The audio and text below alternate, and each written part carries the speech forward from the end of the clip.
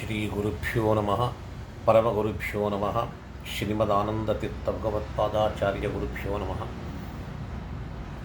ಯೋಂತಃ ಪ್ರವಿಶ್ಯ ಮಮ ವಾಚಮಿಮಾಂ ಪ್ರಸುಪ್ತಾಂ ಸಂಜೀವಯತ್ಯಖಿಲಶಕ್ತಿಧರಸ್ವಧಾಮ್ನ ಅನ್ಯಾಂಶ್ಚ ಹಸ್ತಚರಣಶ್ರವಣತ್ವಗಾದೀನ್ ಪ್ರಾಣಾನ್ನಮೋ ಭಗವತೆ ಪುರುಷಾಯ ತುಭ್ಯಂ. ಜನ್ಮಾದ್ಯಸ್ಯ ಯತೋನ್ಮಯಾದಿತರತಶ್ಚಾರ್ತೇಷ್ವಭಿಘ್ನಸ್ವರಾಟ್ ತೇನೇ ಬ್ರಹ್ಮಹೃದಾಯ ಆದಿಕವಯೇ ಮುಹ್ಯಂತಿ ಯಂ ಸೂರಯಃ ತೇಜೋವಾದಿಮೃದಾಂ ಯಥಾ ವಿನಿಮಯೋ ಯತ್ರ ತ್ರಿಸರ್ಗೋ ಮೃಷಾ ಧಾಮ್ನಾ ಸ್ವೇನ ಸದಾ ನಿರಸ್ತಕುಹಕಂ ಸತ್ಯಂ ಪರಂ ಧೀಮಹಿ. ಧರ್ಮವಿಜ್ಞಾನವೈರಾಗ್ಯ ಪರಮೈಶ್ವರ್ಯಶಾಲಿನಃ ಆನಂದತೀರ್ಥಭಗವತ್ಪಾದಾನ್ ವಂದೇ ನಿರಂತರಂ. ಸಮಾಶ್ರಯೇತ್ ಗುರುಂ ಭಕ್ತ್ಯಾ ಮಹಾವಿಶ್ವಾಸಪೂರ್ವಕಂ ನಿಕ್ಷಿಪೇತ್ ಸರ್ವಭಾರಾಂಶ್ಚ ಗುರೋಃ ಶ್ರೀಪಾದಪಂಕಜೇ. ಶ್ರೀ ಗುರುಭ್ಯೋ ನಮಃ. ಭಾಗವತ ಅಂದರೆ ಭವಮೋಚಕವಾಗಿರ್ತಕ್ಕಂಥದ್ದು. ನಮ್ಮ ಕೋಟಿ ಕೋಟಿ ಜನ್ಮಗಳ ಪುಣ್ಯ ಉಕ್ಕೇರಿ ಬಂದಾಗ ಮಾತ್ರ ಭಾಗವತ ಕೇಳುವಂಥ ಅವಕಾಶ ಸಿಗತ್ತೆ ಅಂತ ಪದ್ಮಪುರಾಣ ಹೇಳುತ್ತಾ ಇದೆ. ಇಂತಹ ಮಹಾಪುರಾಣದಲ್ಲಿ ದ್ವಿತೀಯ ಸ್ಕಂದವನ್ನು ನಾವೀಗ ಕೇಳಕ್ಕೆ ಹೋಗ್ತಾ ಇದ್ದೀವಿ. ಗಾತ್ರದಿಂದ ಈ ಸ್ಕಂದ ಸಣ್ಣದಾಗಿ ಇದ್ದರೂ ಕೂಡ ಅನೇಕ ತಾತ್ವಿಕ ಪ್ರಮೇಯಗಳಿಂದ ಕೂಡಿರುವಂಥ ಬಹುವಿಸ್ತಾರದ ಅರ್ಥವಿಸ್ತಾರದ ಗ್ರಂಥ. ಶಬ್ದಗಳಿಂದ ಸಂಕ್ಷೇಪವಾದರೂ ಅರ್ಥದಿಂದ ಅದನ್ನು ಬಿಡಿಸಿ ಹೇಳಿದಷ್ಟು ವಿಚಾರ ಮಾಡಿದಷ್ಟು ಅದು ಬಹಳಷ್ಟು ವಿಶಾಲವಾಗ್ತದೆ. ಇಂತಹ ಸುವಿಶಾಲ ಗ್ರಂಥ ಸಾಧಾರಣವಾಗಿ ಪ್ರಾಯ ಭಾಗವತ ಸಪ್ತಾಹದಲ್ಲಿ ಈ ದ್ವಿತೀಯ ಸ್ಕಂದ, ಏಕಾದಶ ಸ್ಕಂದ ಮುಂತಾಗಿರ್ತಕ್ಕಂಥ ತಾತ್ವಿಕ ವಿಚಾರಗಳು ಸ್ವಲ್ಪ ಕಡಿಮೆ ಆಗೋಗ್ತದ. ಸಮಯ ಇರೋದಿಲ್ಲ ಹೇಳೋವರಿಗೂ ಕೂಡ. ಕೇಳಬೇಕಾದ ಬೇರೆ ಅಂಶಗಳೂ ಬಹಳ ಇರುತ್ತೆ. ಎಲ್ಲದಕ್ಕಿಂತ ಹೆಚ್ಚಾಗಿ ಕೇಳುವಂಥ ಜನರಲ್ಲಿ ಹೆಚ್ಚಿನ ಶಾಸ್ತ್ರದ ಪರಿಚಯವಿಲ್ಲದವರು ಬರೀ ದೇವರ ಕಥೆ ಮಾತ್ರ ಕೇಳುತ್ತಾ ಆ ಕಥೆಯಿಂದ ಪುಣ್ಯ ಸಂಪಾದನೆ ಮಾಡೋಣ ಅಂತಿರ್ತಾರೆ. ಅವರನ್ನು ಅನುಸರಿಸಿ ಪಾಪ ಹೇಳೋರು ಕೂಡ ಇದೇ ರೀತಿಯಾಗಿ ಇರ್ತಾರೆ. ಪ್ರಾಯ ಸ್ವಲ್ಪವಾದರೂ ಹೆಚ್ಚಿಲ್ಲದೆ ಹೋದರೂ ಕೂಡ ಈ ಸ್ಕಂದದಲ್ಲಿರುವಂಥ ಕೆಲವೊಂದು ವಿಚಾರಗಳು, ಅದರಲ್ಲಿ ನಮ್ಮ ಧ್ಯಾನ ಉಪಾಸನ ಇದರ ಬಗ್ಗೆ ಏನು ಹೇಳಿದ್ದಾರೆ ಯಥಾಶಕ್ತಿ ತಿಳಿಯಲಿಕ್ಕೆ ಪ್ರಯತ್ನವನ್ನು ಮಾಡೋಣ. ಧ್ಯಾನ ಉಪಾಸನ ಭಗವಂತನನ್ನು ಕಾಣುವುದಕ್ಕೆ ಇದು. ನಾವು ಭಗವಂತನನ್ನು ಕಾಣಬೇಕು ಅಂತಂದರೆ ಧ್ಯಾನದ ಮೂಲಕವಾಗಿಯೇ ಕಾಣಬೇಕು. ಆ ಧ್ಯಾನದಲ್ಲಿ ನೇರವಾಗಿ ಭಗವಂತನನ್ನು ಕಾಣುವುದಕ್ಕೆ ಆಗುವುದಿಲ್ಲ. ಮತ್ತು ಹೇಗೆ ಅಂತಂದರೆ ಒಂದು ಪ್ರತಿಮೆಯ ಮೂಲಕ ನಾವು ಆ ಭಗವಂತನನ್ನು ಕಾಣಬೇಕಾಗಿ ಬರುತ್ತದೆ. ಅಪರೋಕ್ಷ ಜ್ಞಾನವು ಆದಂಥ ವ್ಯಕ್ತಿಗಳಿಗಾದರೆ ನೇರವಾಗಿ ನೋಡಬಹುದು. ಮತ್ತು ನೇರ ಅಂದರೆ ನಮ್ಮ ಆಪ್ತರು ಬಂಧುಗಳನ್ನು ಹೇಗೆ ನೇರವಾಗಿ ನೋಡ್ತೀವೋ ಹಾಗಲ್ಲ. ನಾವು ಉಪಾಸನೆಗೆ ಕೂತಾಗ ಹೀಗೆ ಪ್ರತಿಮಾ ನೋಡ್ತೀವಿ. ಅಪರೋಕ್ಷ ಜ್ಞಾನಾನಂತರ ಆ ಜ್ಞಾನಿಗಳು ನೋಡೋದು ತಮ್ಮ ಹೃದ್ಗತನಾದ ಹೃದಯದಲ್ಲಿ ನೆಲೆಸಿದ ಪರಮಾತ್ಮ. ಯಾಕೆಂದರೆ ಜ್ಞಾನಿಗಳು ಸರ್ವತ್ರ ವಿದಿತಾತ್ಮನ. ಬ್ರಹ್ಮದೇವರು ಅಂತವರು, ರುದ್ರದೇವರು ಕಂಡಲ್ಲಿ ಆ ಭಗವಂತನ ವಿಶ್ವರೂಪ ಕಾಣುತ್ತಾರೆ. ಯೋಗಿಗಳಾದರೆ ಯೋಗಿನಾಂ ಹೃದಯೇ ಹರಿಹಿ, ತಮ್ಮ ಹೃದ್ಗತನಾದ ಪರಮಾತ್ಮ. ಅವರಿಗೆ ಪ್ರತಿಮೆ ಬೇಕಾಗಿಲ್ಲ. ಬ್ರಹ್ಮದೇವರು ಅಂತ ಅವರಿಗೆ ಏನೂ ಬೇಕಾಗಿಲ್ಲ. ಎಲ್ಲಿ ಏನು ಕಂಡರು, ವೃಕ್ಷ ಕಂಡರು, ಮತ್ತೇನು ಕಂಡರು ಅದರೊಳಗೆ ಪರಮಾತ್ಮನನ್ನು ಕಾಣುತ್ತಾನೆ. ಯೋಗಿಗಳು ಹೃದಯದಲ್ಲೇ ಇರುವ ಭಗವಂತನನ್ನು ಕಾಣುತ್ತಾರೆ. ಪ್ರತಿಮಾಸು ಅಪ್ರಬುದ್ಧೀನ. ಯಾರಿಗೆ ಪರಿಪಕ್ವ ಜ್ಞಾನ ಇರೋದಿಲ್ಲೋ ಅವರು ಪ್ರತಿಮೆಯ ಮೂಲಕ ಭಗವಂತನನ್ನು ಕಾಣುತ್ತಾರೆ. ಆದ್ದರಿಂದ ಸುಂದರವಾದ ಪ್ರತಿಮೆಯಲ್ಲಿ ಭಗವಂತನ ಅಪ್ರಾಕೃತವಾದ ಚಿದಾನಂದ ವಿಗ್ರಹವನ್ನು ನಾವು ಧ್ಯಾನಿಸಬೇಕು. ಈ ಉಪಾಸನ ಎರಡು ವಿಧ. ಒಂದು ಸ್ಥೂಲ ರೂಪ ಉಪಾಸನ, ಎರಡನೇದು ಸೂಕ್ಷ್ಮ ರೂಪ ಉಪಾಸನ. ಮೊದಲು ಸ್ಥೂಲ ರೂಪವನ್ನು ನಾವು ಹೇಗೆ ಅನ್ನೋದು ತಿಳಿದುಕೊಳ್ಳಿ. ಬ್ರಹ್ಮಾಂಡದಲ್ಲಿ ವ್ಯಾಪಿಸಿದ ಈ ಭಗವಂತನ ವಿಭೂತಿ ರೂಪವನ್ನು ಧ್ಯಾನ ಮಾಡೋದೇ ಸ್ಥೂಲ ರೂಪ ಉಪಾಸನ. ಭಗವಂತನಿಂದ ನಿರ್ಮಿತವಾದ ಈ 14 ಲೋಕದ ಬ್ರಹ್ಮಾಂಡ, ಒಂದೊಂದು ಲೋಕದಲ್ಲಿ ಭಗವಂತನ ಒಂದೊಂದು ಅವಯವವಿದೆ. ಪಾತಾಳ ಲೋಕವಿದೆ, ಪಾತಾಳ ಲೋಕದಲ್ಲಿ ಪಾದವಿದೆ. ಹಾಗೆ ಒಂದೊಂದು ಹೇಳ್ತಾ ಸತ್ಯಲೋಕದಲ್ಲಿ ಪರಮಾತ್ಮನ ತಲೆ ಇದೆ. ಒಟ್ಟಿಗೆ ಬ್ರಹ್ಮಾಂಡ ಅಂದರೆ ಪರಮಾತ್ಮನ ಒಂದು ದೇಹ, ಅವನು ವಿಗ್ರಹ. ಆದರೆ ಇಲ್ಲಿ ಭ್ರಾಂತಿ ಹೊಂದಬಾರದು, ಅದು ಜಡ. ಪರಮಾತ್ಮನಿಗೆ ಈ ಬ್ರಹ್ಮಾಂಡ ದೇಹ ಅಂತ ಹೇಳಿಬಿಟ್ರೆ ನಮಗೂ ಒಂದು ಜಡವಾದ ದೇಹವಿದೆ, ಅವನಿಗೂ ಜಡವಾದ ದೇಹ ಒಪ್ಪಿದಂತೆ ಆಗ್ತದೆ. ಅದು ದೇಹದಂತೆ ಹೊರತು ದೇಹ ಅಲ್ಲ. ನಮಗೆ ಈ ದೇಹ ಹೋಯ್ತಂದರೆ ದೇಹ ವಿಯೋಗವಾಯಿತು, ಮತ್ತೊಂದು ದೇಹ ಇರ್ತದೆ. ಆದರೆ ಭಗವಂತನಿಗೆ ಪ್ರಳಯದಲ್ಲಿ ಬ್ರಹ್ಮಾಂಡ ಹೋದರೆ ಆ ಭಗವಂತ ಹೋದ ಅಂತ ಅನ್ಲಕ್ಕೆ ಬರೋದಿಲ್ಲ. ಅವನು ನಿರ್ಲಿಪ್ತವಾಗಿರ್ತಾನೆ. ಈ ಜಗತ್ತಿಗೆ ನಿಮಿತ್ತ ಕಾರಣ ಪ್ರಕೃತಿ ಹೇಗೆ ಉಪಾದಾನ ಕಾರಣವಾಗಿರೋ ಜಗತ್ತಿಗೆ ಪರಮಾತ್ಮ ಹಾಗಲ್ಲ, ನಿಮಿತ್ತ ಕಾರಣ. ಇದು ದೇಹದಲ್ಲಿ ಇದೆ ಅಂದರೆ ಅವನ ಪಾದ ಪಾತಾಳದಲ್ಲಿ ಇದೆ ಅನ್ನೋದಕ್ಕಿಂತಲೂ ಪಾತಾಳ ಲೋಕ ತನ್ನ ಸ್ಥಿರತ್ವಕ್ಕಾಗಿ ಭಗವಂತನ ಪಾದವನ್ನು ಆಶ್ರಯಿಸಿಕೊಂಡಿದೆ, ಅದಕ್ಕೆ ಸ್ಥಿರವಾಗಿದೆ. ಇನ್ನೊಂದು ಲೋಕ ಇನ್ನೊಂದು ಅವಯವ. ಹಾಗೆ ಸತ್ಯಲೋಕ ಪರಮಾತ್ಮನ ತಲೆಯನ್ನು ಆಶ್ರಯ ಮಾಡಿಕೊಂಡಿದೆ, ಅದಕ್ಕೆ ಗಟ್ಟಿಯಾಗಿದೆ. ಇದು ಚಿಂತನೆ ಮಾಡಬೇಕು.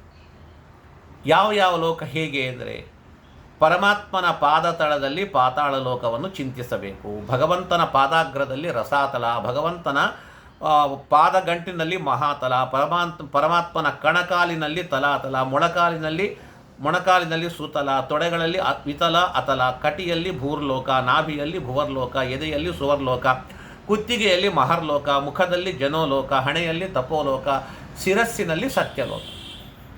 ಈ ವಿಧವಾಗಿ ಪಾತಾಳದಿಂದ ಸತ್ಯಲೋಕದವರೆಗೆ ಭಗವಂತನ ವ್ಯಾಪ್ತವಾದ ಸ್ಥೂಲ ರೂಪವನ್ನು ಚಿಂತನೆ ಮಾಡಬೇಕು. ಈ ಚಿಂತನೆಗೆ ಸ್ಥೂಲ ರೂಪ ಧ್ಯಾನ ಅಂತ ಕರೀತಾರೆ.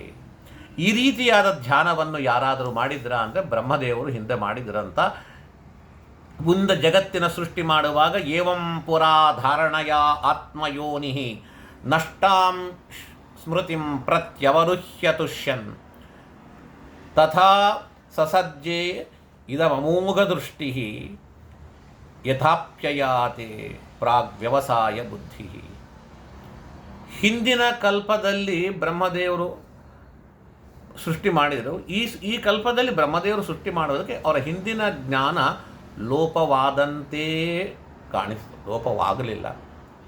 ಅವರು ಬ್ರಹ್ಮದೇವರು ಪ್ರಳಯ ಕಾಲದಲ್ಲಿ ಕೂಡ ನಾಶವಾಗದೇ ಇರುವಂಥ ಜ್ಞಾನ ಅವರು. ಅದು ಆದಂತೆ ಇರುವಾಗ ಈ ಧಾರಣೆಯನ್ನು, ಈ ಉಪಾಸನೆಯನ್ನು ಮಾಡಿ ಹಿಂದಕ್ಕೆ ಹೇಗಿತ್ತು ಆ ರೀತಿಯಾಗಿ ಇವಾಗೂ ಕೂಡ ಅದೇ ರೀತಿಯ ಸೃಷ್ಟಿಯನ್ನು ಮಾಡಿದರು ಅಂತ ಬರುತ್ತದೆ. ಆದ್ದರಿಂದ ಇದು ಸ್ಥೂಲ ರೂಪವಾಗಿರ್ತಕ್ಕಂಥ ಚಿಂತನೆ ಅಂತ ಹೇಳಿದರೆ, ಸೂಕ್ಷ್ಮ ರೂಪ ಉಪಾಸನ ಹೇಗೆ? ನಮ್ಮ ಹೃದಯದಲ್ಲಿ ಸಕಲ ದೋಷಗಳಿಂದ ಬಿಡಲ್ಪಟ್ಟ ಅಂದರೆ ಅರ್ಥಾತ್ ನಿರ್ದೋಷಿಯಾದಂಥ ಆ ಭಗವಂತನನ್ನು ಸತ್ ಚಿತ್ ಆನಂದ ಆತ್ಮ ಈ ರೀತಿಯಾಗಿ ಧ್ಯಾನಿಸುವುದು, ಇದು ಅತ್ಯಂತ ಸೂಕ್ಷ್ಮ ರೂಪದ ಉಪಾಸನ ಅಂತಂತಿದ್ದಾರೆ. ಅದೇ ಸಚ್ಚಿದಾನಂದ ಆತ್ಮ. ಎಲ್ಲ ಮನುಷ್ಯರಿಂದ ಧ್ಯಾನ ಉಪಾಸನೆ ಇದೇ ಮಾಡಬೇಕು. ಈ 4 ಗುಣಗಳನ್ನು ಪರಮಾತ್ಮನನ್ನು ಕುರಿತು ಈ 4 ಗುಣಗಳಿಂದ ಉಪಾಸನ ಮಾಡಬೇಕು ಅಂತ ಶಾಸ್ತ್ರ ಹೇಳ್ತಿದೆ. ಸಚ್ಚಿದಾನಂದ ಆತ್ಮೇತಿ ಮನುಷೈಹಿ ದೇವತೆಗಳಿಗೆ ಯಥಾಕ್ರಮಂ ಬಹುಗುಣೈ ಬ್ರಹ್ಮಣ ಅಖಿಲೈ ಗುಣೈ ಅಂತ.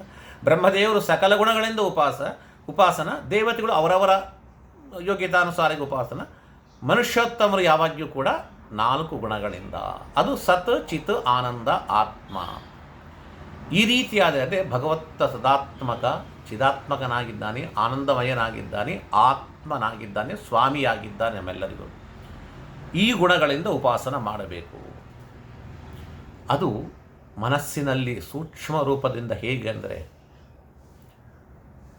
ಒಂದು ಗೋಡೆ, ಆ ಗೋಡೆ ಮೇಲೆ ಬಣ್ಣದ ಒಂದು ಚಿತ್ರ ಬರಿತೀವಿ. ಆ ಚಿತ್ರ ಬಹು ಸುಂದರವಾಗಿರ್ತದೆ. ದೇವರ ಚಿತ್ರವಾದರೆ ಭಕ್ತಿ ಮೂಡಿ ಬರ್ತದೆ. ಹೇಗೆ ಹೊರಗೋಡೆಯಲ್ಲಿ ನಾವು ಚಿತ್ರವನ್ನು, ಬಣ್ಣದ ಚಿತ್ರ ಮೂಡುವಂತೆ ಮಾಡ್ತೀವೋ, ಪ್ರಯತ್ನಪೂರ್ವಕವಾಗಿ ನಮ್ಮ ಮನಸ್ಸಿನ ಆ ಭಿತ್ತಿಯಲ್ಲಿ, ಮನಸ್ಸಿನ ಗೋಡೆಯಲ್ಲಿ ಕೂಡ ಚಿತ್ರ ಬರಿಬೇಕದನ್ನು, ಅಲ್ಲೊಂದು ಚಿತ್ರ ಬಿಡಿಸಬೇಕದನ್ನು. ಅಂದರೆ ಆ ಹೃದಯ ಭಿತ್ತಿಯಲ್ಲಿ ಸಂಸ್ಕಾರವೆಂತಕ್ಕಂಥ ಬಣ್ಣದಿಂದ ಭಗವಂತನ ಸೂಕ್ಷ್ಮ ರೂಪವನ್ನು ಚಿತ್ರಿಸಬೇಕು. ಆ ಅಂತರಾಳದಲ್ಲಿ ಆ ಭಗವಂತನ ಆ ಸೂಕ್ಷ್ಮ ರೂಪವನ್ನು ಚಿಂತನೆ ಮಾಡಬೇಕು ಅಂತ ಸೂಕ್ಷ್ಮ ರೂಪದ ವಿಚಾರ ಹೇಳ್ತಾ, ಚತುರ್ಭುಜ ಚಕ್ರಶಂಕಾದಿಗಳನ್ನು ಧರಿಸಿದಕ್ಕಂಥ ಸರ್ವಾಂಗ ಸುಂದರನಾಗಿರ್ತಕ್ಕಂಥ ಪರಮಾತ್ಮನ ಆ ಅದ್ಭುತ ರೂಪವನ್ನು ಕಾಣುತ್ತಾ ನಾವು ಅಲ್ಲೇ ಮೋಕ್ಷದ ಸುಖವನ್ನು ಅನುಭವ ಮಾಡಬಹುದು. ಅದು ಸೂಕ್ಷ್ಮ ರೂಪ ಉಪಾಸನ ಅಂತ. ಇದನ್ನೇ ಇನ್ನು ಸ್ವಲ್ಪ ವಿಸ್ತಾರವಾಗಿ ಹೇಳ್ತಾರದನ್ನು. ಈ ಉಪಾಸನಾ ವಿಷಯದಲ್ಲಿ ಮತ್ತಿಷ್ಟು ಮುಂದುವರೆದು ಹೋದಾಗ ಇನ್ನೂ ಸೂಕ್ಷ್ಮ ವಿಚಾರಗಳು ಗೊತ್ತಾಗ್ತವೆ. ಧ್ಯಾನ, ಧಾರಣ ಹಾಗೂ ಸಮಾಧಿ ಅಂತ ಉಪಾಸನದಲ್ಲಿ. ಧ್ಯಾನ ಅಂತ ಯಾವುದನ್ನು ಕರಿಬೇಕು, ಧಾರಣ ಅಂದರೆ ಹೇಗೆ, ಸಮಾಧಿ ಅವಸ್ಥಾ ಅಂದರೆ ಯಾವುದು. ವೇದವ್ಯಾಸರು ಭಾಗವತದಲ್ಲಿ ಚೆನ್ನಾಗಿ ನಿರೂಪಣೆ ಮಾಡಿದ್ದಾರೆ. ಅದಕ್ಕೆ ನಮ್ಮ ಶ್ರೀಮದ್ ಆಚಾರ್ಯರ ಕೊಡುಗೆ ಕೂಡ ಇದೆ. ತಂತ್ರಸಾರ ಗ್ರಂಥದಲ್ಲಿ ಶ್ರೀಮದ್ ಆಚಾರ್ಯರು ಈ ಧ್ಯಾನ, ಧಾರಣ, ಸಮಾಧಿಗಳ ಬಗ್ಗೆ ತುಂಬ ಅದ್ಭುತವಾಗಿ ಮಾತನಾಡಿದ್ದಾರೆ. ಖಂಡಸ್ಮೃತಿರ್ ಧಾರಣಾ ಸ್ಯಾತ್ ಅಖಂಡ ಧ್ಯಾನ ಮುಚ್ಯತೆ ಅಪ್ರಯತ್ನಾತ್ ಸಮಾಧಿಚ್ಚ ದರ್ಶನಂ ಚಿರಯಾತಯ ಅಥವಾ ಸತತಂ ಶಾಸ್ತ್ರ ವಿಮರ್ಶೇನ ಭವಿಷ್ಯತಿ ಅನ್ನುವ ಸುಂದರವಾದ ಮಾತನ್ನು ನಮ್ಮ ಗುರುಗಳಾದ ಶ್ರೀಮದ್ ಆಚಾರ್ಯರು ತಂತ್ರಸಾರ ಗ್ರಂಥದಲ್ಲಿ ಹೇಳಿದ್ದಾರೆ. ಅಂದರೆ ಸಾಧನ ಮಾರ್ಗದಲ್ಲಿ ಸಂಚಾರ ಮಾಡ್ತಕ್ಕಂಥ ವ್ಯಕ್ತಿಗಳು ಈ ಧ್ಯಾನ, ಧಾರಣ, ಸಮಾಧಿ, ಶಾಸ್ತ್ರಾಧ್ಯಯನ ಇವನ್ನು ಅವಶ್ಯವಾಗಿ ಈ ನಾಲ್ಕನ್ನು ಅಳವಡಿಸಿಕೊಳ್ಳಬೇಕಂತ. ಸಾಧನ ಪಥದಲ್ಲಿ ಹೋಗ್ತಕ್ಕಂಥ ವ್ಯಕ್ತಿಗಳಿಗೆ ಅವಶ್ಯ ಬೇಕು ಅಂತ ಹೇಳ್ತಿದ್ದಾರೆ. ಯಾಕೆಂದರೆ ಇದು ಮುಕ್ತಿಗೆ ಸೋಪಾನ. ಮುಕ್ತಿ ಎನ್ನುವ ಮಹಾಮಂಟಪ ದೊಡ್ಡದು ಏರಿ ಹೋಗಬೇಕು ಅಂತಂದರೆ ಪಾವಂಟನೆಗೆ ಬೇಕಾ? ಯಾವುದಾ ಪಾವಂಟನೆಗಳೆಂದರೆ ಈಗ ಹೇಳಿರ್ತಕ್ಕಂಥ ಧ್ಯಾನ, ಧಾರಣ, ಸಮಾಧಿ, ಸತತ ಶಾಸ್ತ್ರಾಧ್ಯಯನ. ವರ್ಷಕ್ಕೊಮ್ಮೆ ಯಾವುದೋ ಒಂದು ಶಾಸ್ತ್ರಗ್ರಂಥ ಪಾಠ ಹೇಳ್ತಾರೆ, ಹೋಗಿ ಕೊಡೋಣ ಅಂತಲ್ಲ, ಸತತವಾಗಿ ಶಾಸ್ತ್ರಗಳ ವಿಚಾರ. ಇದೊಂದು ದೊಡ್ಡ ಯಜ್ಞ. ಶಾಸ್ತ್ರಾಧ್ಯಯನ ಅಂತಂದರೆ ಕಡಿಮೆ ಅಲ್ಲ. ಯಾಕೆ ಅಂತಂದರೆ ಆಚಾರ್ಯರು ಹೇಳುವಾಗ ಅಥವಾ ಸತತಂ ಶಾಸ್ತ್ರ ವಿಮರ್ಶೇನ ಭವಿಷ್ಯತಿ, ಮೇಲೆ ಇವೆಲ್ಲ ಹೇಳಿದರು, ಸತತಂ ಶಾಸ್ತ್ರ ವಿಮರ್ಶೇನ. ಸಚ್ಚಾಸ್ತ್ರಗಳು ಏನೇನಿವೆಯೋ, ಬ್ರಹ್ಮಸೂತ್ರಗಳು, ಮೇಲ್ಮಟ್ಟದಲ್ಲಿರ್ತಕ್ಕಂಥ ಬ್ರಹ್ಮಮೀಮಾಂಸಾ ಶಾಸ್ತ್ರ, ಅದಕ್ಕೆ ವ್ಯಾಖ್ಯಾನ ರೂಪವಾದ ಭಾಷ್ಯ, ಅನುವ್ಯಾಖ್ಯಾನಾದಿ ಗ್ರಂಥಗಳು, ಅದಕ್ಕೆ ಟೀಕಾದಿ ಗ್ರಂಥಗಳು, ಅದನ್ನು ಅನುಬಂಧಿಸಿ ಅನುಬಂಧವಾಗಿ ಅದನ್ನು ಅನುಬಂಧ ಮಾಡಿಕೊಂಡು ಹುಟ್ಟಿರ್ತಕ್ಕಂಥ ಅನೇಕ ಗ್ರಂಥಗಳು, ಗೀತಾ ಪ್ರಸ್ಥಾನ, ಉಪನಿಷತ್ ಭಾಷ್ಯ, ಗೀತಾ ಭಾಷ್ಯ ಇತ್ಯಾದಿ ಏನು ಶಾಸ್ತ್ರಗಳಿವೆಯೋ ಆ ಶಾಸ್ತ್ರಗಳನ್ನು ಇರಳು ಹಗಲು ಕೇವಲ ಪಾರಾಯಣ ಅಲ್ಲ, ಗುರುಗಳು ಹೇಳುತ್ತಿರುವಾಗ ಮತ್ತು ಅದನ್ನು ನಾವು ತಿರುಗಿ, ಗುರುಗಳು 1 ಗಂಟೆ 2 ಗಂಟೆ ಪಾಠ ಹೇಳಿದರೆ ತಿರುಗಿ ನಾವು 10 ಗಂಟೆ ಆ ಹೇಳಿದ್ದನ್ನು ತಿರುಗಿ ನಾವು ಮನನ ಮಾಡುತ್ತಾ ಕೊಡಬೇಕು. ಯಾರಿಗಾದರೂ ಕೇಳಿದವರಿಗೆ ನಾವು ತಿರುಗಿ ಹೇಳಬೇಕದು. ಗುರುಗಳಿಂದ ಕೇಳೋದು, ಸ್ವಂತ ಮನನ ಮಾಡೋದು, ಅಂದರೆ ಚಿಂತನ ಮಾಡೋದು, ತಿರುಗಿ ಮತ್ತು ಶಿಷ್ಯರಿಗೆ ಹೇಳತಕ್ಕಂಥದ್ದು. ಇದೊಂದು ದೊಡ್ಡ ಯಜ್ಞ, ಶಾಸ್ತ್ರ ವಿಮರ್ಶ ಅಂತ ಕರೀತಾರೆ. ಅಥವಾ ಪಂಡಿತರು ಕೂತು ಆ ಒಂದು ವಿಚಾರವನ್ನು ಮತ್ತಿಷ್ಟು ವಿಶಾಲವಾಗಿ ತಮ್ಮ ತಮ್ಮ ಬುದ್ಧಿಗೆ ತೋಚಿದ ಪ್ರಕಾರವಾಗಿ ಅದರ ಒಂದು ಒಳ ಅರ್ಥ, ಅಂತರಾರ್ಥವನ್ನು ಪಂಡಿತರೆಲ್ಲ ಕೂತು ಚೆನ್ನಾಗಿ ವಿಚಾರ ಮಾಡ್ತಕ್ಕ, ಅದನ್ನು ಸ್ವಲ್ಪ ಹೆಚ್ಚಿನದಾಗಿ ಇದ್ದ ವಿಷಯವನ್ನು ಪಾಠ ಹೇಳೋದಷ್ಟೇ ಅಲ್ಲ, ಪಂಡಿತರು ಕೂತಾಗ ಇನ್ನು ಅದರ ಮೇಲೆ ಅವ್ರಿಗಿನ್ನ ಬುದ್ಧಿಗೆ ತೋಚಿದಷ್ಟು ಹೆಚ್ಚಿನ ವಿಚಾರಗಳು, ಇದನ್ನು ಹೀಗೆ ಹೇಳ್ಬೋದು, ಶ್ರೀಮದಾಚಾರ್ಯರು, ವೇದವ್ಯಾಸರು ಅಥವಾ ಉಪನಿಷತ್ನಲ್ಲಿ ವೇದಗಳಲ್ಲಿ ಹೀಗೆ ಹೇಳಿದ್ದಾರೆ ಅಂತ ಅದನ್ನು ಮತ್ತಿಷ್ಟು ಆಳವಾಗಿ ಪರಿಶೀಲನೆ ಕೂಡ ಮಾಡಬಹುದು. ಇದನ್ನೇ ಶಾಸ್ತ್ರ ವಿಮರ್ಶ. ಇವುಗಳು ಅವಶ್ಯವಾಗಿರಬೇಕು ಅಂತ ಹೇಳ್ತಾ ಇದ್ದಾರೆ. ಮುಕ್ತಿಗೆ ಸೋಪಾನ ಅಂತಂದು ಅದರಲ್ಲಿ ಧಾರಣ ಅಂದರೆ ಭಗವಂತನ ಅವಯವಗಳಲ್ಲಿ ಜಗತ್ತು ಈ ಎರಡು ಥರವಾಗಿ ಚಿಂತನೆ ಮಾಡೋದೇ ಧಾರಣ ಅಂತ. ಈಗಾಗಲೇ ಆ ಧಾರಣದ ಬಗ್ಗೆ ವ್ಯಾಪ್ತವಾದ ಈ ಪ್ರಪಂಚದಲ್ಲಿ ಪರಮಾತ್ಮನ ಅವಯವಗಳು ಎಲ್ಲೆಲ್ಲಿ ಹೇಗಿದೆ ಅಂತ ಚಿಂತನೆ ಮಾಡ್ತಕ್ಕಂಥದ್ದು ಹೇಳಿ ಆಯಿತು. ನಿರಂತರ ಸಮಗ್ರ ಹರಿಸ್ಮರಣೆ ಧ್ಯಾನ ಅಂತ ಅನಿಸ್ತದೆ. ನೈರಂತರ್ಯಂ ಮನೋವೃತ್ತಿ ಧ್ಯಾನಮಿತ್ಯುಚ್ಯತೆ ಬುಧೈ. ನೈರಂತರ್ಯಂ ಮನೋವೃತ್ತಿ, ನಿರಂತರ ಅಂದರೆ ಎಡಬಿಡದೆ. ಸ್ವಲ್ಪ ಮಾಡಿ ಅರ್ಧ ಗಂಟೆ ಮಾಡಿ ಬೇರೆ ಕೆಲಸ ಮಾಡ್ಕೊಂಡು ಮತ್ತೊಂದು 10 ನಿಮಿಷ ಮಾಡ್ತೀನಿ, ಇನ್ನೊಂದು 5 ನಿಮಿಷ ಮಾಡ್ತೀನಿ. ಸರಿ, ನಮ್ಮ ಕೆಲಸ ನಮ್ಮ ಸಮಯ ಇಷ್ಟ ಇದೆ, ಎಷ್ಟು ಮಾಡಿದರೂ ಭಗವಂತ ಅಷ್ಟರಿಂದ ತೃಪ್ತಿಯಾಗಿ ಅಷ್ಟೇ ಫಲ ಕೊಡ್ತಾನೆ, ಇಲ್ಲ ಅಂತಿಲ್ಲ. ಆದರೆ ಧ್ಯಾನ ಅಂತ ಅನಿಸ್ಕೊಳ್ಳಬೇಕು ಅಂತಂದರೆ ನೈರಂತರ್ಯಂ ಮನೋವೃತ್ತಿ ಧ್ಯಾನಮಿತ್ಯುಚ್ಯತೆ ಬುಧೈ. ನಿರಂತರ ಸಮಗ್ರ ಹರಿಸ್ಮರಣೆ ಅದು ಧ್ಯಾನ ಅಂತ ಅನಿಸ್ತದೆ. ಸರ್ವೇಂದ್ರಿಯಗಳನ್ನು ಅಂತರ್ಮುಖಗೊಳಿಸಿ ಪ್ರಯತ್ನಪೂರ್ವಕವಾಗಿ ಸಾಧಿಸಬೇಕಾಗಿರ್ತಕ್ಕಂಥದ್ದು. ಇದು ಹಾಗೀಗೆ ಮಾಡ್ತಕ್ಕಂಥದ್ದಲ್ಲ, ಬಹಳ ಕ್ಲಿಷ್ಟವಾಗಿರ್ತಕ್ಕಂಥದ್ದು. ಎಲ್ಲ ಇಂದ್ರಿಯಗಳನ್ನು ಅಂತರ್ಮುಖಗೊಳಿಸಿ ನಾವು ಆ ಕಡೆ ಈ ಕಡೆ ನೋಡದೆ ಧ್ಯಾನದಲ್ಲಿ ಕೂತಾಗ ಹೇಗಿರಬೇಕು. ಆ ಧ್ಯಾನದಲ್ಲಿ ಕೂತಿರುವಾಗ ಗೀತಾಚಾರ್ಯ ಹೇಳ್ತಾರೆ ಅದನ್ನು, ಸಂಪ್ರೇಕ್ಷ ನಾಸಿಕಾಗ್ರಂ ಸ್ವಂ ದಿಶಶ್ಚ ಅನವಲೋಕಯನ್ನಂತ. ಬಹಳ ಜಾಗೃತಿಯಾಗಿ ಸ್ವಲ್ಪ ತಪ್ಪಿದರೆ ಮೊದಲೇ ಮನಸ್ಸು ಚಂಚಲ. ಅದರಲ್ಲಿ ನಾವಿನ್ನು ಹೆಚ್ಚು ಕಡಿಮೆ ಸ್ವಲ್ಪ ಹಾಗೂ ಹೀಗೂ ಕದಲಾಡಿ ಎದ್ದು ಕೂತು ಮಾಡಿದರೆ ಇನ್ನೂ ಆ ಮನಸ್ಸು ಚಂಚಲವಾಗ್ತದೆ. ಚಲನೇತು ಶರೀರಶ್ಯ ಚಂಚಲಂಚ ಮನೋಭವೆ. ನಮ್ಮ ಶರೀರ ಚಂಚಲವಾದರೆ ಮೊದಲೇ ಆ ಮನಸ್ಸು ಹೇಳಿ ಮಾಡಿಸಿದ್ದವು ಚಂಚಲತ್ವಕ್ಕೆ ಪ್ರತೀಕ. ಅಂಥ ಮನಸ್ಸನ್ನು ನಾವು ಮಾಡಬೇಕು ಅಂತಂದರೆ, ಸರಿಯಾಗಿ ಕೊಡಬೇಕು ಅಂದರೆ, ಒಂದೇ ಕಡೆ ಇರಿಸಬೇಕು ಅಂತಂದರೆ ನಮ್ಮ ಧ್ಯಾನ ಆಸನ ಕೂಡೋ ವಿಚಾರದಲ್ಲಿ ಕೂಡ ಸರಿ ಕೊಡಬೇಕು ಅಂತ ಹೇಳಿದ. ಸಮಂ ಕಾಯ ಶಿರೋಗ್ರೀವಂ ಧಾರಯನ್ ಅಚಲಂ ಸ್ಥಿರ ಸಂಪ್ರೇಕ್ಷ ನಾಸಿಕಾಗ್ರಂ ಸ್ವಂ. ಗೀತಾಚಾರ್ಯ ಹೇಳ್ತಾರೆ, ದಿಶಶ್ಚ ಅನವಲೋಕ. ಒಂದು ಕಟ್ಟಿಗೆಯನ್ನು, ಒಂದು ಯಾವುದನ್ನು ಕಂಬವನ್ನು ನಾವು ಇಟ್ಟಾಗ ಅದು ಹೇಗೆ ವಕ್ರವಾಗಿ ಆಗೋದಿಲ್ಲವೋ ನಮ್ಮ ಶರೀರ ಒಂದು ಕಟ್ಟಿದ ಕಂಬದಂತೆ ಹಾಗೇ ಇಡಬೇಕು. ಆ ಕಡೆ ಈ ಕಡೆ ಅಲಗಾಡಬಾರದು, ದಿಕ್ಕುಗಳನ್ನು ನೋಡಬಾರದು, ನಾಸಿಕಾಗ್ರವನ್ನು ಕಾಣುತ್ತೇವೆ. ಈಶನ್ಮೀಲಿತ ನೇತ್ರಯುಗ್ಮ ಅಂತ ಹೇಳ್ತಾರೆ ವಾದಿರಾಜ. ಧ್ಯಾನಕ್ಕೆ ಕೂತಾಗ ಕಣ್ಣು ಪೂರ ಮುಚ್ಚಬಾರದು, ಕಣ್ಣು ಪೂರ ತೆಗಿಬಾರದು. ಈಶನ್ ಮೀಲಿತ, ಅರ ಕಣ್ಣು ಮುಚ್ಚಿ ಇರಬೇಕದನ್ನು. ಇದು ಜಪ ಧ್ಯಾನಕ್ಕೆ ಕೂತಾಗ ಹೀಗಿರಬೇಕು ಅಂತ ಹೇಳ್ತಾ ಇದ್ದೆ. ಅಂಥದ್ದು ಧ್ಯಾನ ಅಂತ ಹೇಳ್ತಾರೆ. ಇದಕ್ಕೂ ಮೀರಿದ್ದು ಸಮಾಧಿ. ಪ್ರಯತ್ನವಿಲ್ಲದೆ ಅಂದರೆ ಅಪ್ರಯತ್ನವಾಗಿ ನಿರಂತರವಾಗಿ ಹರಿಸ್ಮರಣವನ್ನು ಮಾಡ್ತಕ್ಕಂಥದ್ದು ಸಮಾಧಿ. ಅದು ಸಮಾಧಿ ಪುರುಷ ಅಂತ ಅನ್ನಿಸ್ತಾ ನಾವು.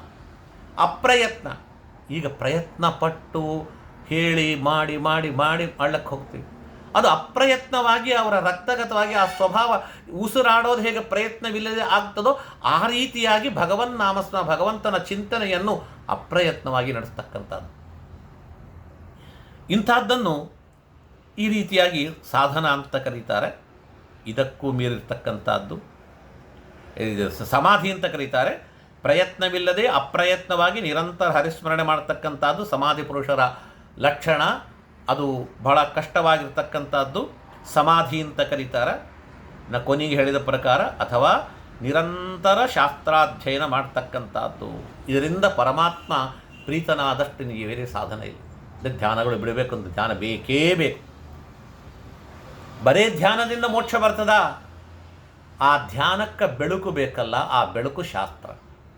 ಶಾಸ್ತ್ರದ ಅಭ್ಯಾಸ ಮುಖತಃ ಶಾಸ್ತ್ರವನ್ನು ಓದದೆ, ಶಾಸ್ತ್ರ ವಿಮರ್ಶೆ ಮಾಡದೆ, ಶಿಷ್ಯರಿಗೆ ಪಾಠ ಹೇಳದೆ ಬರೇ ಧ್ಯಾನಕ್ಕೆ ಕೂತರೂ ಪುಣ್ಯ ಬರುತ್ತೆ. ಆ ಧ್ಯಾನದ ಪುಣ್ಯದಿಂದ ಮತ್ತು ಜನ್ಮಾಂತರದಲ್ಲಿ ಶಾಸ್ತ್ರ ಓದಿ ಗುರುಗಳು ಸಿಕ್ಕು ಶಾಸ್ತ್ರ ಅಧ್ಯಯನ ಮಾಡಿ ಪಾಠ ಹೇಳಿ ಮತ್ತು ಧ್ಯಾನ ಮಾಡಿ ಮೋಕ್ಷಕ್ಕೆ ಹೋಗಬೇಕು. ಆದ್ದರಿಂದ ಶಾಸ್ತ್ರ ಬಿಟ್ಟು ಧ್ಯಾನ ಇಲ್ಲ. ಆ ಧ್ಯಾನ ಶಾಸ್ತ್ರದ ವಿಚಾರದ ಕೂಡ ಇದೆ. ಈ ರೀತಿಯಾಗಿ ಈ ಧ್ಯಾನ ಧಾರಣ ಸಮಾಧಿಗಳನ್ನು ಅವಸ್ಥೆ ಹೀಗಿದೆ ಅಂತ ಹೇಳುತ್ತಾ ಜ್ಞಾನಿಗಳು ಹರಿಸ್ಮರಣೆಯನ್ನು ಲೀಲಾಜಾಲವಾಗಿ ನಿರಂತರ ನಡೆಸ್ತಾರೆ. ಒಂದು ವೇಳೆ ಖಂಡಸ್ಮೃತಿ ಅಂತ ಅನ್ನೋದು ನಮ್ಮಗಳಿಗೆ ಸಾಧ್ಯವಾಗದೇ ಇದ್ದಲ್ಲಿ ಸ್ಮರಣೆಗಾಗಿ 1 ಘಳಿಗೋ 2 ಘಳಿಗೋ ಸ್ವಲ್ಪತ್ತಾದರೂ ಭಗವಂತನ ಸ್ಮರಣೆ ಮಾಡ್ತಾ ಮಾಡ್ತಾ ಅಭ್ಯಾಸ ಮಾಡಿಕೊಂಡಾಗ ಚಿಕ್ಕ ಮಕ್ಕಳು ನಡಿಲಕ್ಕೆ ಹೋಗ್ತಾರೆ, 2 ಹೆಜ್ಜೆ ಹಾಕಿ ಬೀಳುತ್ತಾ ಇರ್ತಾರೆ. ಆ ಮಗು ಬಿಡುತ್ತದ ಮತ್ತು ಹೆಜ್ಜೆ ಹಾಕಿ ಮುಂದಕ್ಕೆ ಹೋಗ್ತದೆ. ಬಿದ್ದಿನಿ ಅಂತ ಎಚ್ಚರಿಕೆ ಇರೋದಿಲ್ಲ, ಮತ್ತು ಮುಂದಕ್ಕೆ ಹೋಗ್ತದ. ಹಾಗೆ ನಡೆದು ಚೆನ್ನಾಗಿ ನಡೆಯುವ ಶಕ್ತಿ ಬರುತ್ತೆ. ನಾವು ಕೂಡ ಇನ್ನು ಚಿಕ್ಕ ಮಕ್ಕಳಾಗಿದ್ವಿ, ಪೂರ್ಣವಾಗಿ ನಿರಂತರ ಅಪ್ರಯತ್ನವಾಗಿ ಇನ್ನೂ ಭಗವಂತನ ಸ್ಮರಣೆ ಮಾಡಲಿಕ್ಕೆ ಆ ಶಕ್ತಿ ಯೋಗ್ಯತೆ ಬರದೇ ಇಲ್ಲದಿದ್ದರೂ ಸ್ವಲ್ಪ ಹೊತ್ತಾದರೂ ಆ ಭಗವಂತನ ಸ್ಮರಣೆ, ಆ ಧ್ಯಾನಕ್ಕಾಗಿ ಕೂತು ನಾವು ಮಾಡಬೇಕದನ್ನು. ಇದು ಶ್ರೀಮದಾಚಾರ್ಯ ಹೇಳಿದ ಮಾತು ಮಾತನಾಡಲ್ಲ. ಈ ರೀತಿಯಾಗಿ ಮಾಡ್ರಿ ಅಂತ ಅಪ್ಪಣೆ ಕೊಡ್ತಾ ಇದ್ದಾರೆ. ಈ ಧ್ಯಾನ ಧಾರಣ ಸಮಾಧಿಗಳ ಬಗ್ಗೆ ಇಷ್ಟು ಹೇಳ್ತಾ ಮುಂದೆ ಇದರ ಫಲವೇನು ಅಂತಂದರೆ ಮನಸ್ಸಿನ ಮಾಲಿನ್ಯ ತೊಲಗಿ ಹೋಗ್ತದಂತ. ಇಷ್ಟು ಮಾತ್ರ ಅಲ್ಲ, ಯಸ್ಯಾಂ ಸಂಧಾರ್ಯಮಾಣಾಯಾಂ ಯೋಗಿನೋ ಭಕ್ತಿಲಕ್ಷಣ ಆಸು ಸಂಪದ್ಯತೆ ಯೋಗ ಆಶ್ರಯಂ ಭದ್ರಮೀಕ್ಷಿತ ಅಂತ ವೇದವ್ಯಾಸನಂತ ಇದ್ದಾರೆ. ನಿರಂತರವಾದಂಥ ಭಕ್ತಿ ಯೋಗ ಉಂಟಾಗ್ತದೆ. ಇದರಿಂದ ಏನು ಅಂದರೆ ಭಕ್ತಿ ಯೋಗ ಪ್ರಾಪ್ತಿ ಆಗ್ತದೆ. ಭಕ್ತಿ ಬೇಕಾ ಮತ್ತ ಅಂದರೆ ಭಕ್ತಿ ಇಲ್ಲ ಅಂದರೆ ಏನೂ ಇಲ್ಲ. ಭಕ್ತಿ ಬೇಕೇ ಬೇಕು. ಜ್ಞಾನವಿದ್ದರೂ ಬೇಕು. ಎಲ್ಲ ಜ್ಞಾನಶಾಸ್ತ್ರದ ಸತತ ವಿಚಾರ ಮಾಡಿದ್ದಾನೆ, ಭಕ್ತಿ ಇದ್ದಿಲ್ಲ ಅಂದರೆ ಅವನಿಗೆ ಧ್ಯಾನಕ್ಕೆ ಕೂಡೋದೇ ಬರೋದಿಲ್ಲದ. ಏನು ಮಾಡಿದರೆ ಇವೆಲ್ಲ ಶಾಸ್ತ್ರಾಧ್ಯಯನ ಶಾಸ್ತ್ರ ವಿಮರ್ಶೆ ಮಾಡಿ ಆ ಬಂದ ಜ್ಞಾನದಿಂದ ಧ್ಯಾನಕ್ಕೆ ಕೂತು ಆ ಧ್ಯಾನದಿಂದ ಶ್ರವಣ ಮನನ ನಿಧಿಧ್ಯಾಸನ ಅಂತೇಳಿ ಶಾಸ್ತ್ರ ಶ್ರವಣ ಅದನ್ನು ಮನನ ಮಾಡಿ ಕೊನೆಗೆ ನಿಧಿಧ್ಯಾಸನ. ಬರೀ ಶಾಸ್ತ್ರ ಓದಿನಿ ಇವತ್ತೆಲ್ಲ ಬಂದೋಯಿತು ನನಗೆ ಮುಗಿತು ಮೋಕ್ಷಕ್ಕೆ ಹೋದ್ರಿಂದ ಇಲ್ಲ. ಅದು ಹೇಗಿರ್ತದೆ ಅಂದರೆ ಓನ್ಲಿ ಅದು ಥಿಯರಿ ಆಗ್ತದೆ, ಪ್ರಾಕ್ಟಿಕಲ್ಸ್ ಬೇಕಲ್ಲ. ಅವನಿಗಿದೆ ಇಂತಹ ಆಹಾರ ತಗೊಂಡ್ರೆ ಒಳ್ಳೆ ಪೌಷ್ಟಿಕ ಆಹಾರ, ಇಮ್ಯುನಿಟಿ ಬೆಳೀತದ ಅಂತ ಪೌಷ್ಟಿಕವಾದ ಇಂಥ ಪದಾರ್ಥಗಳನ್ನು ಹಾಕಿ ಹಾಲಿನಲ್ಲಿ ಕಲಸರಿ ಅಥವಾ ಊಟದಲ್ಲಿ ಇಂಥ ಹಾಕ್ರಿ ತಿನ್ನಿರಿ. ಏನು ತಿಂದರೆ ಏನು ಡೆವಲಪ್ ಆಗ್ತದೆ ಬಾಡಿ ಒಳಗೆ ಅನ್ನೋದನ್ನು ಡಾಕ್ಟರ್ಸ್ ಹೇಳ್ತಾರೆ. ಅವೆಲ್ಲ ಚೆನ್ನಾಗಿ ತಿಳ್ಕೊಂಡಿರ್ತೀವಿ. ತಿಳ್ಕೊಂಡು ಕೂಡಿ ಬಲ ಬರ್ತದಾ? ಇಲ್ಲ. ತಿಳ್ಕೊಂಡ ಮೇಲೆ ಅವ್ರು ಹೇಳಿದಂತೆ ನಾವು ಆಚರಿಸಿ ಅಂಥ ಪದಾರ್ಥ ತೆಗೆದುಕೊಂಡ ಮೇಲೆ ಆಗ ಶಕ್ತಿ ಬರುತ್ತೆ. ಹಾಗೆ ಶಾಸ್ತ್ರ ಹೀಗೆ ಮಾಡು ಅಂತ ಹೇಳ್ತದೆ. ಅದನ್ನು ಓದಿ ತಿಳ್ಕೊಂಡ್ರೆ ಮಾತ್ರ ಬರೋದಲ್ಲ. ಆ ಓದಿದ ಮೇಲೆ ಅದನ್ನು ಪ್ರಾಕ್ಟಿಕಲ್ ಆಗಿ ಧ್ಯಾನ ರೂಪದಿಂದ ಪ್ರವೃತ್ತರಾಗಬೇಕದ. ಅದು ಬೇಕು ಅಂದರೆ ಭಕ್ತಿ ಬೇಕು. ಆ ಭಕ್ತಿ ಯೋಗ ಇಲ್ಲ ಅಂದರೆ ಏನೂ ಆಗೋದಿಲ್ಲ. ಪರಮಾತ್ಮ ಪ್ರೀತನಾಗೋದು ಜ್ಞಾನಿ ಪ್ರಿಯತಮೋತೋಮಿ ಅಂತ ಹೇಳ್ತಾನೆ.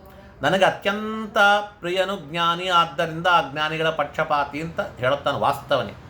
ಆದರೆ ಆ ಜ್ಞಾನ ಭಕ್ತಿಯಿಂದ ಕೂಡಿದಾಗ ಆ ದೀಪ ಚೆನ್ನಾಗಿ ಬೆಳಗಿದಂತೆ ಬೆಳಗ್ತದೆ. ಪರಮಾತ್ಮನ ಪ್ರೀತನಾಗೋದು ಭಕ್ತಿ ಬೇಕು. ಜ್ಞಾನವಿದ್ದರೂ ಭಕ್ತೈವ ತುಷ್ಟಿಮಭ್ಯೇತಿ ವಿಷ್ಣುರ್ ನಾಣ್ಯೇನ ಕೇನಚಿತ್ ಅಂತಾರೆ ಆಚಾರ್ಯ. ಬೇರೆ ಯಾವ ಸಾಧನ ಅಲ್ಲ, ಭಕ್ತಿ ಬೇಕೇ ಬೇಕು. ಆ ಭಕ್ತಿ ಹೇಗಿರಬೇಕು? ಕ್ಷಣ ಕ್ಷಣಕ್ಕೂ ದಿನ ದಿನಕ್ಕೂ ಗಂಟೆಗೂ ಕ್ಷಣ ಕ್ಷಣಕ್ಕೂ ಬೆಳೀತಾ ಹೋಗಬೇಕು.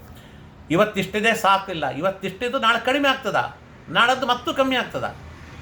ಆದರೆ ಬೆಳಿಬೇಕು. ಇದಕ್ಕೆ ಹನುಮಂತನ ನಿದರ್ಶನ. ರಾಮನು ಬಹುಸಾರಿ ಕೇಳಿದ, ಹನುಮಂತ ಎಲ್ಲರಿಗೆ ಕೊಟ್ಟಾಯಿತು, ನಿನಗೆ ಏನು ಬೇಕು ನನ್ನ ರಾಜ್ಯದಲ್ಲಿ ನೀ ಏನು ಬೇಡ್ತೋ ಕೊಡ್ತೀನಿ, ಯಾವುದೂ ಬೇಡಲ್ಲ. ಕೊನೆಗೆ ನಾನು ಹೋಗ್ತಾ ಇದ್ದೀನಿ ಪರಂಧಾಮಕ್ಕೆ, ನಿನಗೆ ಏನು ಬೇಕು ಕೊಡ್ತೀನಿ ಅಂತಂದರೆ ಆಗ ಹನುಮಂತ ದೇವರು ಕೇಳೋದೇನು? ಪ್ರವರ್ಧತಾಂ ಭಕ್ತಿರಲಂ ಕ್ಷಣೇ ಕ್ಷಣೇ ತ್ವಯೀಶಮಿ ಹ್ರಾಸ ವಿವರ್ಜಿತಾಸಮ. ಸ್ವಾಮಿ ನೀ ಕೊಡೋದಾದರೆ ನಿನ್ನ ಪಾದಾರವಿಂದದಲ್ಲಿ ಅನವರತವಾದ ಕ್ಷಣ ಕ್ಷಣಕ್ಕೂ ಅಭಿವೃದ್ಧಿ ಆಗ್ತಕ್ಕಂಥ ಭಕ್ತಿ ಕೊಡುವಂಥದ್ದು.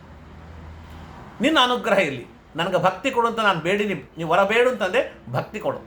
ಎರಡನೇದು ನಿನ್ನ ಅನುಗ್ರಹ ಇರಲಿ. ಇವೆರಡು ಸಾಕು ನನಗೆ. ಈ ರೀತಿಯಾಗಿ ಕ್ಷಣ ಕ್ಷಣಕ್ಕೂ ಅಭಿವೃದ್ಧಿ ಆಗತಕ್ಕಂಥ ಭಕ್ತಿ, ಆ ಭಕ್ತಿಯಿಂದಲೇ ನಮ್ಮ ಎಲ್ಲ ಸಾಧನಗಳು ಆಗ್ತದೆ. ಅಂಥ ಭಕ್ತಿಯೋಗ ಇದರಿಂದ ಪ್ರಾಪ್ತವಾಗ್ತದ ಅಂತ ಹೇಳ್ತಾ ಇದ್ದಾರೆ. ಈ ಭಕ್ತಿ ಬೆಳೆಯುತ್ತಾ ಹೋಗಬೇಕಂತ ಯಾವಾಗ ಬೆಳೆಯುತ್ತೆ? ಭಕ್ತಿ ದೃಢವಾಗಬೇಕಂತ. ಆ ದೃಢ ಯಾವಾಗ ಆಗ್ತದ ಅಂತಂದರೆ, ಭಕ್ತಿಯ ದಾರ್ಢ್ಯ ನಮಗೆ ಆಗಬೇಕಂದ್ರೆ ವೈರಾಗ್ಯ ಬೇಕಂತ. ವೈರಾಗ್ಯವಿದ್ದಿಲ್ಲ ಅಂದರೆ ಭಕ್ತಿ ದೃಢವಾಗೋದಿಲ್ಲ. ಇವತ್ತು ಭಕ್ತಿ ಬೇಕು ಅಂತ ಕೇಳ್ತೀವಿ, ಸ್ವಲ್ಪ ಹೊತ್ತು ಪುರಾಣ ಪ್ರವಚನ ಕೇಳಿದರೆ ಬರ್ತದೆ. ಎಲ್ಲನ್ನೇ ಏನು ಅಗಾಧವಾಗಿ ಯಾರಿಗಾದರೂ ಏನಾದರೂ ಆಪತ್ತು ಬಂತು ಅಂದರೆ ಸ್ವಲ್ಪ ಮಾನಸಿಕವಾಗಿ ಅಯ್ಯಯ್ಯೋ ಏನೋ ಎಷ್ಟು ನಮಗೂ ಹೀಗಾಗ್ತದೋ ಏನೋ, ಸ್ವಲ್ಪ ಜೀವನದ ಮೇಲೆ ವೈರಾಗ್ಯ ಬರ್ತದೆ. ಸ್ವಲ್ಪ ಹೊತ್ತು ಮತ್ತೆ ಹೋಗ್ತದೆ. ಆದರೆ ನಮ್ಗೆ ವೈರಾಗ್ಯ ದೃಢವಾಗಬೇಕು, ಭಕ್ತಿ ದೃಢವಾಗಬೇಕು ಅಂತಂದರೆ ವೈರಾಗ್ಯ ಚೆನ್ನಾಗಿ ಬಂದರೆ ಅದು ಬಹುಕಾಲ ಇರಬೇಕು. ಭಕ್ತಿಯಾಗ ಕ್ಷಣ ಕ್ಷಣಕ್ಕೆ ಅಭಿವೃದ್ಧಿ ಆಗಬೇಕು, ವೈರಾಗ್ಯ ಹಾಗೆಯೇ ಇರಬೇಕು. ಅದರಿಂದ ಭಕ್ತಿ ದೃಢವಾಗ್ತದೆ. ಅದು ಹನುಮಂತ ದೇವರ ನಿದರ್ಶನ. ರಾಮದೇವರು ಕೇಳಿದಾಗ ಒಮ್ಮೇನು ಹೇಳ್ತಾನೆ, ತ್ವತ್ಪಾದ ಸೇವಾ ರತಿರೇಶ ನೈಚ್ಛತ್ ತಥಾಪಿ ಭೋಗಾನ್ ನನು ಸಾ ವಿರಕ್ತಿ. ಏನೂ ಬೇಡ, ನಿನ್ನ ರಾಜ್ಯದಲ್ಲಿ ನನಗೆಲ್ಲ ಸಿಗತ್ತೆ, ಆದರೆ ಆ ಭೋಗಕ್ಕೆ ಕೂತ್ರೆ ನಿನ್ನ ಪಾದಕ್ಕೆ ದೂರ ಆಗ್ತೇನೆ. ಅದಕ್ಕೆ ನನಗೇನು ಬೇಡ, ಪಾದ ಸೇವಾ ರತಿ, ನಿನ್ನ ಪಾದ ಸೇವೆ ಮಾಡೋದರಲ್ಲೇ ನನ್ನ ಮನಸ್ಸಿಷ್ಟೇ ಸಾಕು, ನನಗೆ ಬೇರೆ ಏನೂ ಬೇಡ. ಎಲ್ಲ ಪದಾರ್ಥಗಳು ಭೋಗ ಮಾಡುವುದಕ್ಕೆ ಸಿಕ್ಕರೂ ಕೂಡ ಅವನಿಗೆ ಯಾರೂ ಯಾವ ತೊಂದರೆ ಮಾಡದೇ ಹೋದರೂ ಕೂಡ ಇದ್ದದ್ದನ್ನು ಬೇಡ ಅಂತ ಬಿಡೋ, ಏನೂ ಇಲ್ಲದೆ ಬಿಡೋರು ಬೇರೆ. ಇವತ್ತು ಎಲ್ಲ ಇದ್ದರೂ ಕೂಡ ಅದನ್ನು ಬೇಡ ಅಂತ ಬಿಡೋದೇ ಶೈವಲೋಕೇ ವಿರಕ್ತಿ. ಟೀಕಾಕೃತ್ಪಾದರ ವಿಚಾರಕ್ಕೆ ಹೇಳ, ಎಲ್ಲ ಇದ್ರು ನ್ಯಸ್ತಾಶೇಷ ಯತಿರಯಮಭೂತ್ ಶೈವಲೋಕೇ ವಿರಕ್ತಿ ಅಂತ ಎಲ್ಲವನ್ನೂ ತೊರೆದು ಅವರು ಯತಿಕುಲ ಚಕ್ರವರ್ತಿಗಳಾದ ಜಯತೀರ್ಥರು. ಹಾಗೆ ಶ್ರೀಮದ್ ಆಚಾರ್ಯರು ನಮ್ಮ ಹನುಮಂತ ದೇವರು ಕೂಡ ಏನೂ ಬೇಡ ಅಂತ ಹೇಳಿಬಿಟ್ಟು ಆ ವೈರಾಗ್ಯದಿಂದ ಆ ಭಕ್ತಿಯನ್ನು ಮಾಡುತ್ತಾ ರಾಮನ ಅನುಗ್ರಹಕ್ಕೆ ಪಾತ್ರರಾಗಿದ್ದ. ನಾವು ಅದೇ ಹಾದಿಗೆ ಹೋಗಬೇಕು, ಅವರನ್ನು ಆದರ್ಶವಾಗಿ ಇಟ್ಟುಕೊಳ್ಳಬೇಕು ಅಂತ ಹೇಳ್ತಾ, ಮುಕ್ತಿಯೋಗ್ಯರಾದ ಸಾಧಕರಿಗೆ ವೈರಾಗ್ಯ ಬಹಳ ಅತ್ಯಂತ ಬೇಕಾಗಿರ್ತಕ್ಕಂಥದ್ದು ಅಂತ ಹೇಳ್ತಾ, ಅವರಿಗೆ ಆ ವೈರಾಗ್ಯ ಜೀವನ ಹೇಗಿರ್ತದ ಅಂತ ಹೇಳ್ತಾ, ಅದರಲ್ಲಿ ಇಬ್ಬರು ಪಕ್ವಯೋಗಿಗಳು ಅಪಕ್ವಯೋಗಿಗಳು ಅಂತಿದ್ದಾರೆ. ಮೊದಲು ಪಕ್ವಯೋಗಿಗಳ ಸಾಧನವನ್ನು ಇಲ್ಲಿ ಹೇಳ್ತಾ ಇದ್ದಾರೆ. ಅವರು ಹೇಗಿರ್ತಾರೆ, ಅವರ ದಿನ ಆಚರಣೆ ಹೇಗಿರ್ತದೆ ಅಂದರೆ, ಸತ್ಯಾಂ ಕ್ಷಿತೌ ಕಿಂ ಕಶಿಪೋ ಪ್ರಯಾಸೈ ಬಾಹೌ ಸ್ವಸಿದ್ಧೇ ಹ್ಯುಪವರ್ಹಣೈ ಕಿಂ ಸತ್ಯಂಜಲೌ ಕಿಂ ಪುರುಪರ್ಣ ಪಾತ್ರೆ ದಿಗ್ವಸ್ತ್ರಲಾಭೆ ಸತಿ ಕಿಂ ದುಕೂಲೈ. ಮಲಗಲಕ್ಕೆ ಒಳ್ಳೆ ಮೆತ್ತನ ಹಾಸಿಗೆ, ಬೆಡ್ಡು, ಮಂಚ ಯಾವುದು ಬೇಡದನ. ಭೂಮಿ ಭಗವಂತ ಕೊಟ್ಟ ಹಾಸಿಗೆ ಯಾವುದದು? ಭೂಮಿ, ನೆಲ ಇದೆ ಸಾಕು. ತಲೆ ಕೆಳಗೆ ದಿಂಬು ಬೇಕು ಅಂದರೆ ನಿಮ್ಮ ಭುಜವನ್ನೇ ಇಟ್ಕೊಳ್ಳಿ, ನಿಮ್ಮ ಬಾಹುವನ್ನು ಇಟ್ಕೊಳ್ಳಿ. ಅವ್ರು ಏನೂ ಬೇಡ ಅಂತ ತಲೆ ಕೆಳಗೆ ಹಾಕಿ ಇಟ್ಕೊಳ್ತಾರೆ. ನೀರು ಕೊಳ್ಳಕ್ಕೆ ಬಂಗಾರದ ವಾಟಗ, ಬೆಳ್ಳಿ ವಾಟಗ ಬೇಕಾಗಿಲ್ಲ. ಭಗವಂತ ಕೊಟ್ಟ ಭುಗಿಸಿದೆ, ಹರಿಯೋ ನೀರಿದೆ, ಅದು ತೆಕ್ಕಂತೀವಿ, ಕುಡಿತೀವಿ ಅದನ್ನು. ಸತ್ಯಂಜಲೌ ಕಿಂ ಪುರುಪರ್ಣಪ ದಿಗ್ವಸ್ತ್ರಲಾಭೇ ಸತಿ ಕಿಂ. ರೇಷ್ಮೆ ವಸ್ತ್ರ, ಶಾಲುಗಳು ಅವು ಯಾವುದೂ ಬೇಡ. ದಿಕ್ಕುಗಳೇ ವಸ್ತ್ರಗಳಾಗಿ ಮಹನೀಯರಿದ್ದಾರೆ ಸನಕಾದಿಗಳಂಥವರು, ಸಾಕು ಅಂತಾರೆ. ಇದು ಪಕ್ವಯೋಗಿಗಳು. ಪರೀಕ್ಷೆತಗೆ ಶುಕಾಚಾರ್ಯ ಹೇಳ್ತಾರೆ, ನೀನು ಇಂಥ ಪಕ್ವಯೋಗಿಗೆ ಆಗಿದ್ದಿ, ಆದರೆ ಅಪಕ್ವಯೋಗಿಗಳಿರ್ತಾರೆ, ಅವರ ಸಲುವಾಗಿ ಅವ್ರು ಹೇಗಿರಬೇಕು ಅಂತ ಅನ್ನೋದು ಹೇಳ್ತೀನಿ. ಚೀರಾಣಿ ಕಿಂ ಪತಿನ ಸಂತೆ ದಿಶಂತೆ ವಿಷ್ಣಾಂ ನೈವಾಂಗ್ರಿಪಾಹ ಅಂತ ಹೇಳ್ತಾ, ವೃದ್ಧಾಗುಹ ಪರಿವೃತ ಸರಿತೋಪ್ಯಶುಷ್ಟನ್ ವೃದ್ಧಾಗುಹಾಹ ಕಿಮವಧೂತ ಸುಹೃನ್ನ ಕೃಷ್ಣ ಕಸ್ಮಾತ್ ಭಜಂತಿ ಕವಯೋ ಧನ ದುರ್ಮದಾಂಧ. ಅವರಿಗೆ ಉಡ್ಲಕ್ಕೆ ಬೇರೆ ಅವಧೂತರು ಅಂತಿರ್ತಾರೆ, ಬೇರೆ ಬಟ್ಟೆಗಳು ಅದಕ್ಕಾಗಿ ಪ್ರಯತ್ನ ಪಡಬಾರದು. ಹಿಂದಿನ ಕಾಲದಾಗ ಸದ್ಗೃಹಸ್ಥರು ಯೋಗ್ಯರು ಸ್ವಲ್ಪ ಬಟ್ಟೆ ಜೀರ್ಣವಾಯಿತು ಅಂತಂದರೆ ಮನೆ ಹೊರಗೆ ಕಂಬಕ್ಕೆ ಕಟ್ತಾರೆ. ಯಾರಾದರೂ ಅವಧೂತರ ಆ ಹಾದಿಗೆ ಹೋಗ್ತಿರುವಾಗ ಇದು ಅವಧೂತರ ಬಟ್ಟೆ ಅಂತ ಅವರು ಯಾರನ್ನು ಕೇಳದೆ ತೊಗೊಂಡು ಹೋಗ್ಬೋದು. ಆ ಮನೆ ಹೊರಗ ಅಂಗಳದಲ್ಲಿ ಒಂದು ಕಂಬಕ್ಕೆ ಕಟ್ಟಿರ್ತಾರೆ. ಆ ಯಜಮಾನನಿಗೂ ಸ್ವಾಮಿತ್ವ ಇಲ್ಲ, ಅದ ಮೇಲೆ ಅವಧೂತರಿಗೆ ಮಾತ್ರ. ಅಂತಹ ಬಟ್ಟೆಗಳು ಇರುವಾಗ ಬಟ್ಟೆಗಾಗಿ ಪ್ರಯತ್ನ ಮಾಡಬೇಡ. ಹಣ್ಣು ಊಟ ಮಾಡಲಿಕ್ಕೆ, ಆಹಾರಕ್ಕೆ ಅರಣ್ಯದಲ್ಲಿ ಸಾಕಷ್ಟು ವೃಕ್ಷಗಳವೆ, ಫಲಗಳು ಸಿಕ್ಕೇ ಸಿಗುತ್ತದೆ. ನೀರಿಗಾಗಿ ಸರಿತ್ತುಗಳು, ಕೆರೆಗಳು, ಬಾವಿಗಳು, ನದಿಗಳು ಹರಿತಾವೆ, ಅಲ್ಲಿ ಹೋಗ್ತಾರದು. ಇಷ್ಟೆಲ್ಲ ಹೇಳುತ್ತಾ ವಾಸ ಮಾಡಲಿಕ್ಕೆ ವೃದ್ಧಾಗುಹಾಹ ಕಿಮವಧೂತ ಸುರನ್ನ ಕೃಷ್ಣ. ಮನೆ ಯಾಕಪ್ಪ? ಪರ್ವತ ಗುಹಗಳಿವೆ. ಬಿಸಿಲು ಕಾಲದಲ್ಲಿ ತಂಪಿರ್ತದೆ, ಚಳಿಗಾಲದಲ್ಲಿ ಬೆಚ್ಚಗಿರ್ತದೆ. ಆ ಪರ್ವತ ಗುಹಗಳಲ್ಲೇ ವಾಸ ಮಾಡೋದು. ಇಷ್ಟೆಲ್ಲ ಯಾಕೆ ಹೇಳ್ತಿದ್ದಾರೆ ಅಂದರೆ, ಇಷ್ಟು ದೇವರು ಕೊಟ್ಟ ಸಂಪತ್ತನ್ನು ಬಿಟ್ಟು ಅವರು ಕಸ್ಮಾತ್ ಭಯಂತಿ ಕವಯ ಧನದಿಂದ ಕೊಬ್ಬಿದ ರಾಜರೇ, ಧನವಂತರೇ ಮೊದಲಾಗಿರ್ತಕ್ಕಂಥವರಲ್ಲಿ ಹೋಗಿ ಕೈ ಚಾಚಬಾರ್ದು. ಅದು ಭಗವಂತನಿಗೆ ಅಪಮಾನ ಮಾಡಿದಂತೆ ಆಗ್ತದೆ. ಜಗನ್ನಾಥದಾಸರಂತಾರೆ ಇದನ್ನೇ, ಸೋಚಿತ ಕರ್ಮಗಳಾಚರಿಸುತ್ತ ಬಲು ನೀಚರಲ್ಲಿ ಪೊಗಿ ಯಾಚಿಸದೆ ಖೇಚರ ವಾಹ ಚರಾಚರ ಬಂಧಕ ಮೋಚಕ ನಹುದೆಂದು ಯೋಚಿಸುತ್ತಿಪ್ಪುದೆ ಫಲವಿದು ಬಾಳದುದಕ್ಕೆ. ಭಗವಂತ ಇದ್ದಾನೆ, ಅವನು ಕೊಡ್ತಾನೆ. ಅದಕ್ಕೆ ಸೂಚಿತ ಕರ್ಮಗಳಾಚೆ ಬಲು ನೀಚರಲ್ಲಿ ಹೋಗಿ ಯಾಚಿಸದೆ, ಹೋಗಿ ಯಾಚಿಸಿ ಆ ಭಗವಂತನಿಗೆ ಅಪಮಾನ ಮಾಡೋದು. ಮಕ್ಕಳು ಮಂದಿ ಮನೆಗೆ ಹೋಗಿ ಬೇಡಿದರೆ ತಂದೆ ತಾಯಿಗಳು ಅಪಮಾನ ಆಗೋದಿಲ್ಲ. ಹಾಗೆ ಜ್ಞಾನಿಗಳು ಹೋಗಿ ಯಾರಂದ್ರೆ ಅವರನ್ನು ಬೇಡಬಾರದನ್ನು. ಈ ರೀತಿಯಾಗಿ ಪಕ್ವ ಅಪಕ್ವ ಯೋಗಿಗಳ ವಿಚಾರವನ್ನು ಇಲ್ಲಿ ತುಂಬ ಚೆನ್ನಾಗಿ ಹೇಳಿದ್ದಾರೆ. ಇನ್ನು ಈ ಧ್ಯಾನದ ಅಪರೋಕ್ಷ ಜ್ಞಾನಿಯ ದೇಹ ಬಿಡತಕ್ಕಂಥ ವಿಚಾರವನ್ನು ಹೇಳ್ತಾರೆ. ಮುಂದಿನ ಕಥಾಭಾಗದಲ್ಲಿ ಶ್ರವಣ ಮಾಡೋಣ. ಶ್ರೀಕೃಷ್ಣಾರ್ಪಣಮಸ್ತು.